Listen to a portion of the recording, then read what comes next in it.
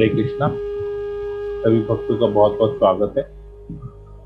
आज के संध्या करनी क्लास में हम लोग भगवान श्री राम के ऊपर चर्चा कर रहे हैं वाल्मीकि रामायण से।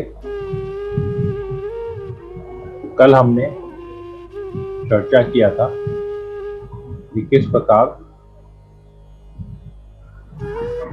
विश्वामित्र जो है राम को और लक्ष्मण को अपने साथ लेके जाते हैं और किस प्रकार वो उनका पराक्रम राक्षसों का वध करना स्टार्ट होता है।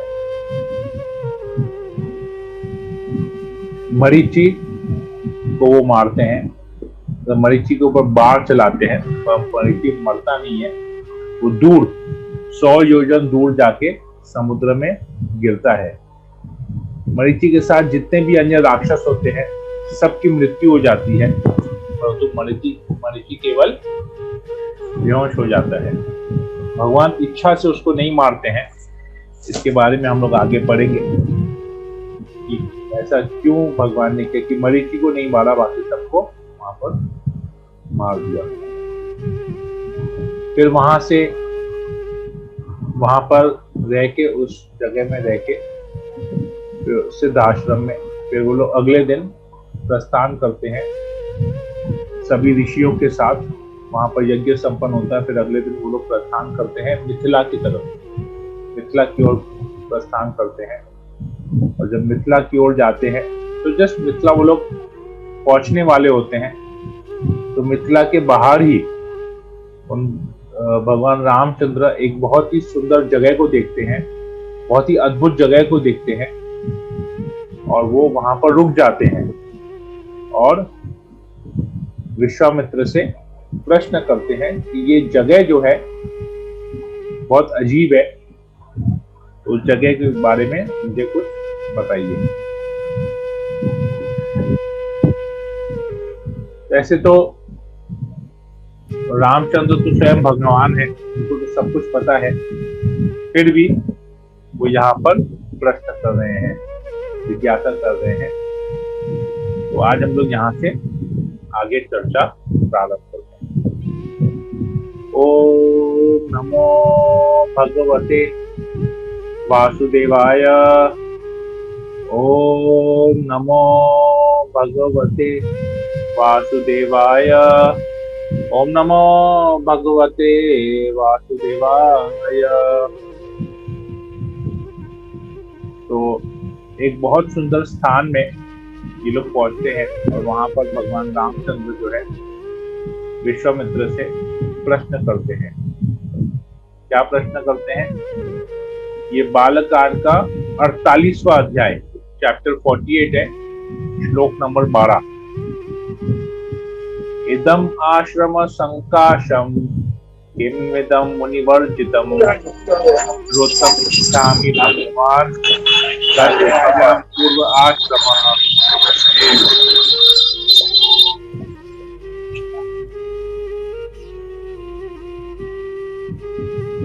तो भगवान रामचंद्र प्रश्न करते हैं। ये प्रश्न जो है बालकांड से 48 नंबर अध्याय और 12 नंबर श्लोक में ये प्रश्न आता है। भगवान रामचंद्र विश्वामित्र से प्रश्न करते हैं, इदम आश्रम संकाशम किमिदं मुनिवर्जितम श्रोतुम इच्छामि भगवन् कस्यायं पूर्व आश्रम। कहते हैं कि ये जो मैं जिस जगह पे आया हूँ, हम लोग अभी जिस जगह में आए हैं, ये देखने पर तो एक आश्रम लग रहा है, आश्रम के समान है। इदम आश्रम संकाशम, ये आश्रम के समान लग रहा है, परंतु यहाँ पर अभी कोई रह नहीं रहा है। यहाँ पर इस जगह को कौन छोड़ के गए? यहाँ पर जरूर कोई रहते थे, कोई ऋषि मुनि रहते थे। तो कहते हैं किम निदम मुनि वर्जितम, ये मुनियों द्वारा त्यागा गया है। श्रोतुम इच्छामि भगवान, तो हे ऋषिवर, हे विश्वामित्र, मैं सुनने की ये इच्छा रखता हूँ। श्रोतुम इच्छामि भगवान कस्यायम पूर्व आश्रम, तो इस आश्रम में पहले कौन रहता था? तो कृपया आप मुझे ये बात बताइए। तो विश्वामित्र उत्तर बताते हैं, उनको रामचंद्र को बताते हैं, गौतमस्य नरश्रेष्ठ पूर्वम आसीन महात्मना आश्रमो दिव्य संकाश सुरय अपि सुपूजिता। कहते हैं कि हे रामचंद्र, यहाँ पर गौतम रहता था, यहाँ पर गौतम रहता था। पूर्वम आसीन महात्मना, पहले यहाँ पर गौतम रहता था, और ये आश्रम जो है, ये जगह जो है बहुत दिव्य था। आश्रमो दिव्य संकाश, ये बहुत ही दिव्य जगह था, और ऐसा दिव्य था सुरय अपि सुपूजिता, यहाँ तक कि सुर माने देवता भी यहाँ आते थे और इस जगह को यहाँ पर आके उसकी पूजा करते थे। माने देवता भी इस जगह की गुणगान करते थे। तो यहाँ पर गौतम रहते थे। ये जगह इतना पवित्र है, इतना दिव्य ये जगह है। और यहाँ पर देखिए वो क्या करते थे, क्यों ये जगह पूजनीय है, देवताओं के लिए भी जगह पूजनीय है, क्यों है? कहते हैं सहचात्र तप आतिथ अहल्या सहित पूरा वर्ष पुगानी अनेकानी राजपुत्र महायश। कहते कि वो यहाँ पर अहल्या के साथ रहकर तपस्या करते थे, और कोई साधारण तपस्या नहीं, बहुत घंघोर तपस्या करते थे। और कैसे? वर्ष पुगानी अनेकानी, अनेकों वर्षों तक नॉन स्टॉप वो तपस्या करते थे। इसलिए उनकी तपस्या से, उनकी तपस्या के बल से वो लोग इतने शुद्ध थे, इतने पवित्र थे, उनकी तपस्या में इतनी शक्ति थी कि जिस वजह से ये जगह जो है पूजनीय बन गया, ये जगह पूरा शुद्ध हो गया।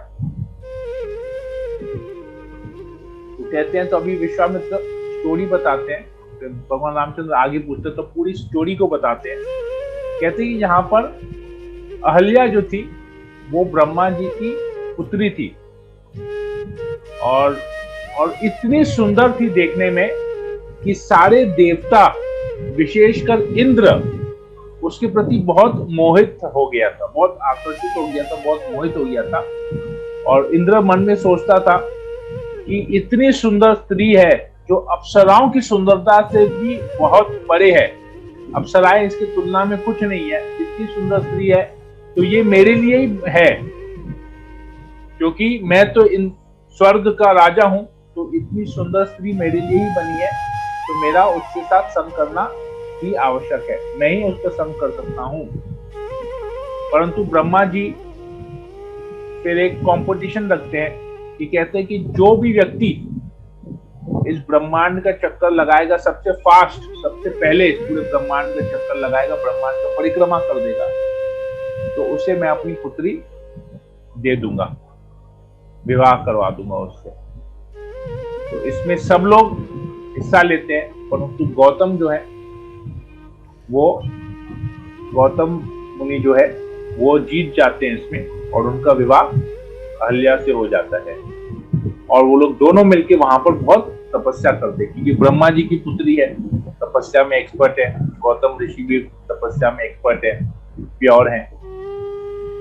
तो इस प्रकार तपस्या करते हैं, परंतु इंद्र के मन में यही रहता है, इंद्र स्वर्ग में भी बैठा रहता है, कुछ भी उसके मन में हमेशा अहल्या का ध्यान को करता है, इतनी सुंदर है। जब अप्सराएं वहां पर नृत्य करती है तो उनको भी वो नृत्य देखने से हटा देता है, बोलता नहीं मुझे नहीं देखना है।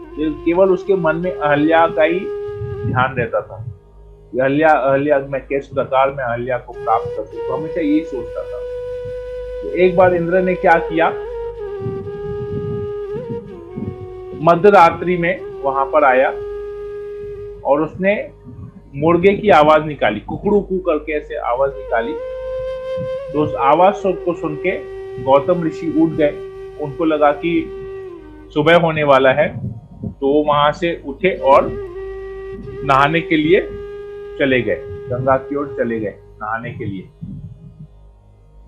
तो उस समय इंद्र ने क्या किया, गौतम का रूप धारण किया और अंदर उस कुटिया में अंदर प्रवेश कर लिया, और अहल्या को अपने बाहों में जकड़ लिया और उसे संग करने का इच्छा उसने प्रकाश किया वहां पर। तो अहल्या को लगा कि ये जरूर उसमें कोई गड़बड़ है, क्योंकि ये इतनी जल्दी जल्दी कर रहा है, हड़बड़ी में कर रहा है, जबकि गौतम तो जो है सब एकदम धीरज धैर्य पुरुष है, परंतु ये इतना जल्दी जल्दी क्यों करे। तो उसे लगा कहीं कुछ डाउट है, उसके मन में कुछ शंका हुई कि कहीं कुछ गड़बड़ है यहाँ पर।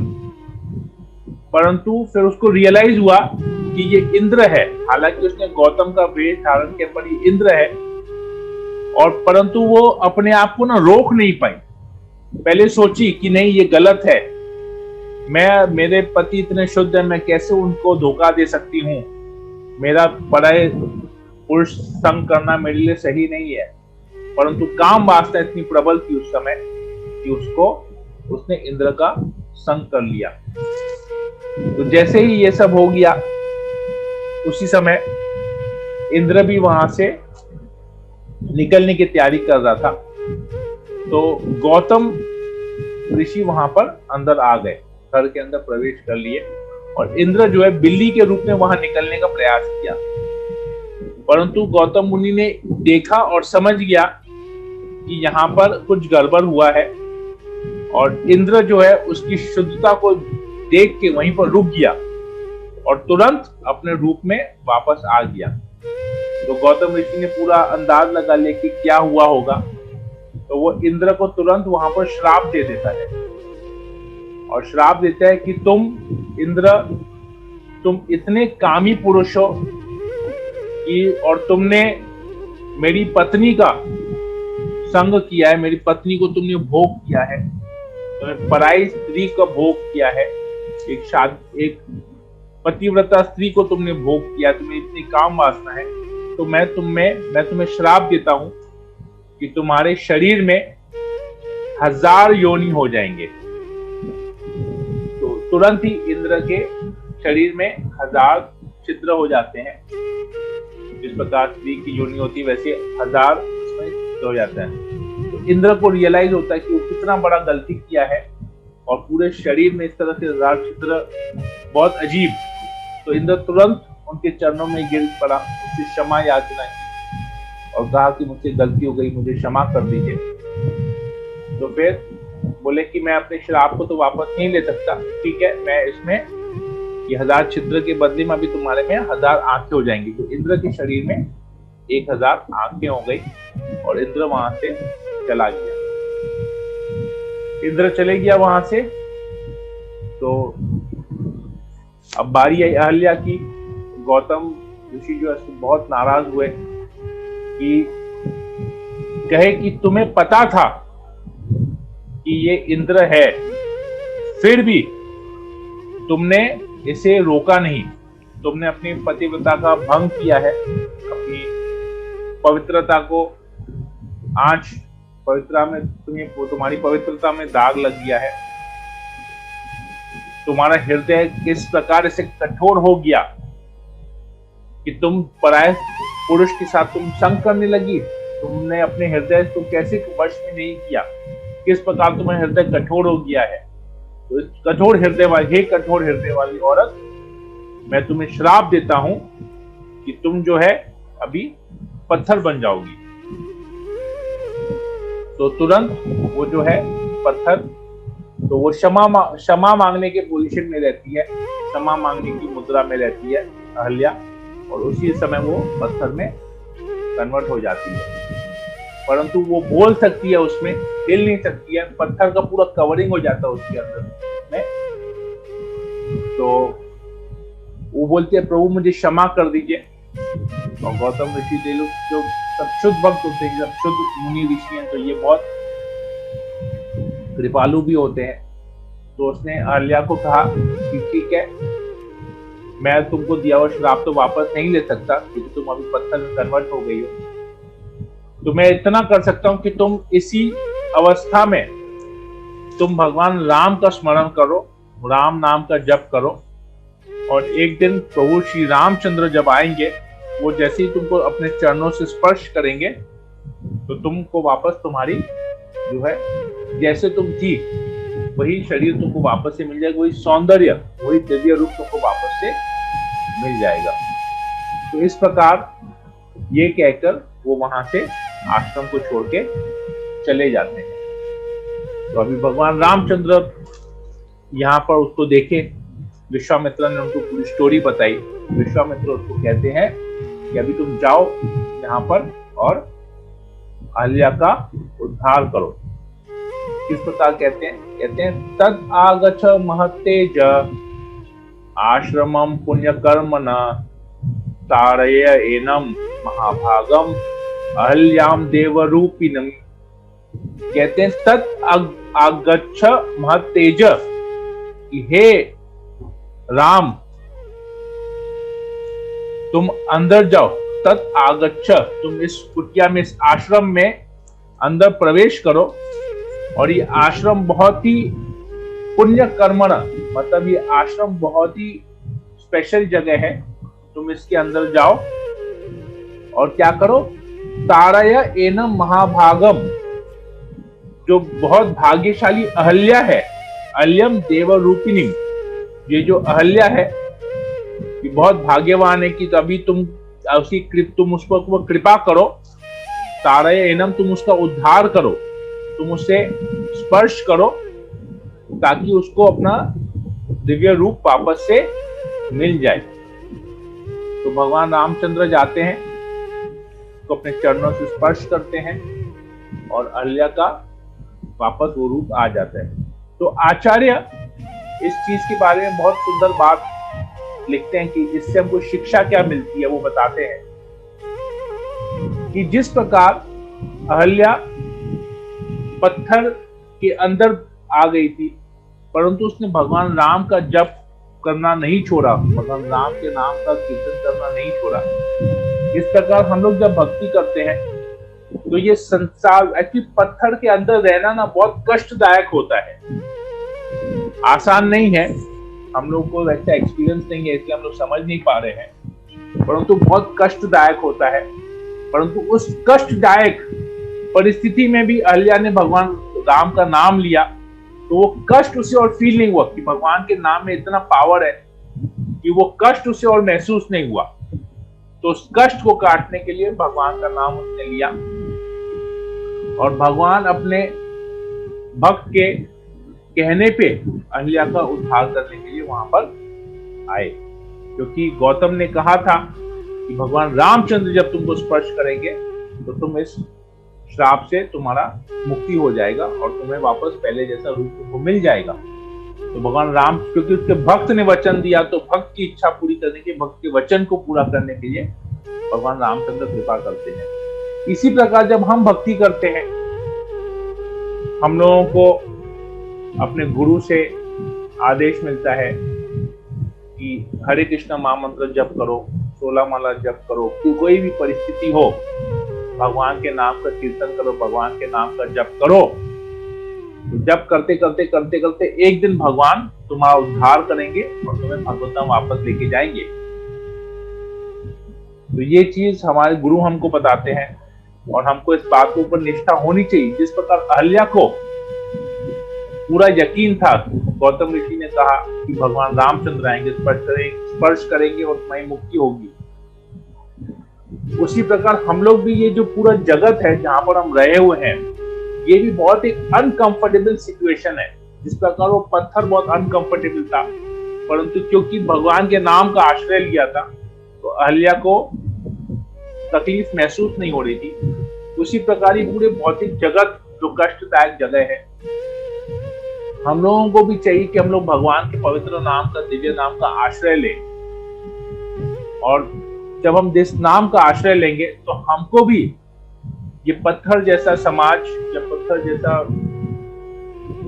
जगत हमको कष्टदायक नहीं लगेगा। शुरू शुरू में होगा, लगेगा कि कैसे, परंतु अगर हमको नाम के ऊपर पूर्ण रूप से श्रद्धा होगी, नाम के ऊपर में पूर्ण रूप से शरणागत होंगे, तो हमको ये कष्ट जो है परेशान नहीं करेंगे। साथ ही साथ आचार्य ये भी बताते हैं कि अहल्या की तुलना जीव आत्मा से की गई है, बद्ध जीव के साथ की गई है।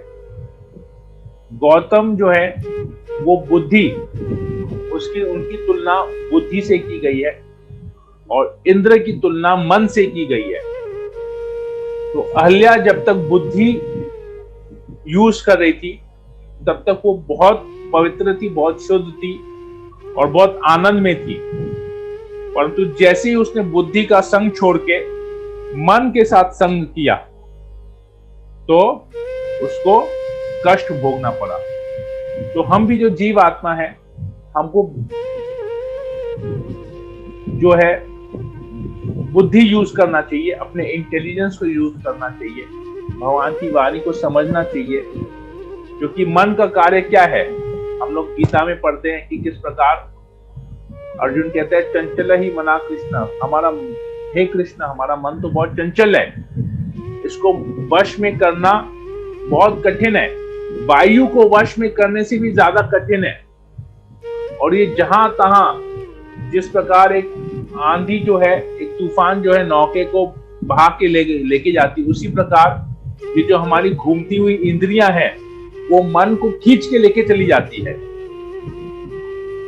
तो हमको ये देखना है, इस लीला से हमको ये समझना है कि हमको अपने मन का संग नहीं करना है, हमको बुद्धि यूज करनी है। क्योंकि मन चंचल है, इधर उधर भटकेगा, इधर उधर भागेगा, तो हमको हमेशा अपना बुद्धि यूज करना है। और बुद्धि किस प्रकार यूज करना है, बुद्धि योग हम लोग गीता में पढ़ते हैं, कृष्ण बताते हैं कि तुम जो भी कुछ करोगे माम अनुस्मरा युद्ध, अर्जुन को कहते हैं कि तुम युद्ध भी करो ना तो मेरा स्मरण, अपना बुद्धि मुझ में लगाओ, बुद्धि से हमेशा मेरा स्मरण करो, मैं जो तुमको ज्ञान बता रहा हूं तुम उसको समझो और इसी से ही तुम युद्ध करो, अपने कर्तव्य का पालन करो। तो हमारे साथ भी ऐसा होना चाहिए, हमको अपनी बुद्धि का इस्तेमाल करना चाहिए, मन को फ्रीली छोड़ना नहीं चाहिए, मन के ऊपर छोड़ देना। कहते हैं ना हमारा मन कर रहा है ऐसा करें, हमारा मन कर रहा है ऐसा करें, हमारा मन ऐसा कर रहा है ऐसा करें, मन चाहते ऐसा करें, नहीं, हमको मन के हिसाब से नहीं चलना है, हमको बुद्धि यूज करनी है कि कहां पर क्या सही है क्या गलत है, बुद्धि को इस्तेमाल करके हमको वैसे कार्य करना चाहिए। तो अहल्या का उद्धार करते हैं भगवान, तो वहां पर गौतम भी आ जाते हैं और अहल्या तुरंत भगवान के चरणों में गिर पड़ती है, फिर भगवान का अभिषेक करती है, गौतम ऋषि भी वहां आ जाते हैं, दोनों का वापस से मिलन हो जाता है और वो लोग दोनों मिलके भगवान रामचंद्र की सेवा करते हैं, उनका पुष्प से अभिषेक करते हैं, उनको चंदन का लेप लगाते हैं और बहुत अच्छी तरह से सेवा करते हैं। और सेवा करने के बाद फिर भगवान रामचंद्र जाते हैं मिथिला। ये मिथिला के पहले ही ये लीला हुआ था, ये जगह, अब मिथिला में वो प्रवेश करने वाले होते हैं। जैसे वो मिथिला में प्रवेश करते हैं तो वहां पर जनक महाराज देख के, इन दोनों को देख के, विश्वामित्र को देख के तो तुरंत पहचान जाते हैं, विश्वामित्र को साक्षात प्रणाम करते हैं, उनका स्वागत करते हैं और फिर विश्वामित्र से पूछते हैं कि ये दोनों कमल नयन युवक है कौन, ये तो छोटे बालक लग रहे हैं, ये लोग कौन है? इनको तो देख के लग रहा है, इनके हाथ में इस धनुष को देख के, बाणों को देख के लग रहा है कि ये कोई महान योद्धा है, जैसे लगता है ये कोई खूंखार शेर है, इनके मुकाबला कोई कर ही नहीं सकता है। परंतु साथ ही साथ इतने सुंदर है देखने में, इतने कोमल है। अब देखिए भगवान रामचंद्र की वो 12 साल के है, अब 12 साल की उम्र में उनका कोई बाइसेप्स, ट्राइसेप्स, 5 पैक, 6 पैक तो ऐसा शरीर नहीं है, कोमल शरीर है एकदम, परंतु उसमें बल जो है अनंत बल है उनमें, परंतु उनका जो शरीर है बहुत ही कोमल है देखने में। तो जनक महाराज उनसे पूछते हैं, तो फिर वो बताते हैं विश्वामित्र की ये दोनों जो है दशरथ के पुत्र हैं, ये लोग मेरे साथ यहाँ आए थे सिद्ध आश्रम में, इन्होंने असुरों का संहार किया और अभी मेरे साथ यहाँ पर आए हैं। आपके यहाँ पर जो धनुष रखा हुआ है, जो शिव जी का जो धनुष है, जो विशेष धनुष है, उनको देखने के लिए यहाँ पर मैं उनको लेके आया हूँ, वो लोग आके धनुष को देखें। तो धनुष के बारे में फिर जो है जनक महाराज बताते हैं कि कहते हैं ये कोई साधारण धनुष नहीं है, ये परंपरा द्वारा ये शिव जी का धनुष है जो परंपरा द्वारा हमारे यहाँ पर मिथिला देश में आया है। और कहते हैं कि एक बार देवताओं में आपस में डिस्कशन हुआ कि विष्णु में और शिव में कौन ज्यादा शक्तिशाली है। तो इनमें आपस डिस्कशन हुआ, तो बोले कि ठीक है, कौन ज्यादा शक्तिशाली है तो पता चल जाएगा, इनका आपस में दोनों में युद्ध करवाते हैं, फिर पता चल जाएगा जो जीता वो सबसे ज्यादा शक्तिशाली है।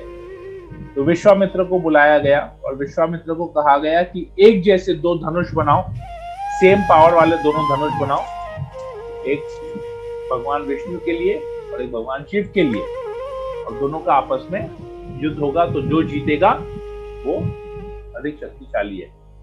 तो शिव जी तो परम वैष्णव है, वो तो कभी जीतना नहीं चाहेंगे। उन्होंने कहा कि मैं इस युद्ध में नहीं जीत पाऊंगा क्योंकि वो मेरे प्रभु हैं। विष्णु जो है मेरे प्रभु, मैं कैसे उनसे युद्ध कर सकता हूँ। और फिर भी उन्होंने युद्ध किया, और जैसे ही भगवान ने अस्त्र चलाया, शिव जी वहां से पलायन करने लगे, अपने धनुष को मिथिला में गिरा दिया।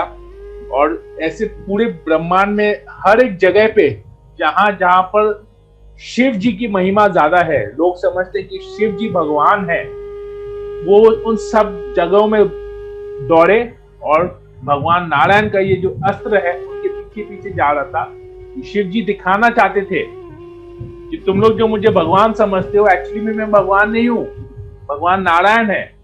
और देखो मैं उनके अस्त्र से बचते हुए भाग रहा हूं, तो तुम लोग भी विश्वास कर लो कि मैं भगवान नहीं हूं, भगवान नारायण वास्तव में भगवान है, और वो मेरे आराध्य देव मेरे वही हैं, तो आप सबकी भी आराध्य देव वही होने चाहिए। ऐसे करते करते उन्होंने पूरे ब्रह्मांड का चक्कर लगाया था, और फिर अंत में उन्होंने भगवान नारायण के चरणों में बोलो, उन्हें आके हार स्वीकार किया। तो ये वहां पर समाप्त हो गया। तो बहुत गुणगान हुआ। तो ये जो धनुष था वो यहाँ पर आके मिथिला में गिरा, और कहते हैं कि उस धनुष को उठाने के लिए, अब वो तो शिव जी का धनुष है, वो तो ऐसे रास्ते पे पड़ा नहीं रह सकता है, और इतना विशेष धनुष था। तो कहते हैं कि उस धनुष को उठाने के लिए 3000 क्षत्रिय मिलकर उस धनुष को उठाए थे, एक कदम चलते थे और वापस उस धनुष को रख देते थे, फिर आधा घंटा विश्राम करते थे, फिर वापस से मिलके एक साथ, मतलब दम लगा के हैया तो एक साथ उठाते थे, फिर एक कदम बढ़ते थे, जोर लगा के हैया एक कदम बढ़ते थे, फिर रख देते थे, फिर आधा घंटा विश्राम करते। तो इतना भारी वो धनुष था, वो कोई साधारण धनुष नहीं था। तो वो धनुष यहाँ पर अभी मिथिला नरेश में बहुत ही सुंदर जगह पे, इनफैक्ट एक बहुत अच्छा जगह उनके लिए बनाया गया था, जहां पर रोज उस धनुष को पुष्प अर्पण किए जाते थे, धूप दीप इत्यादि उसकी सेवा पूजा की जाती थी उस धनुष की।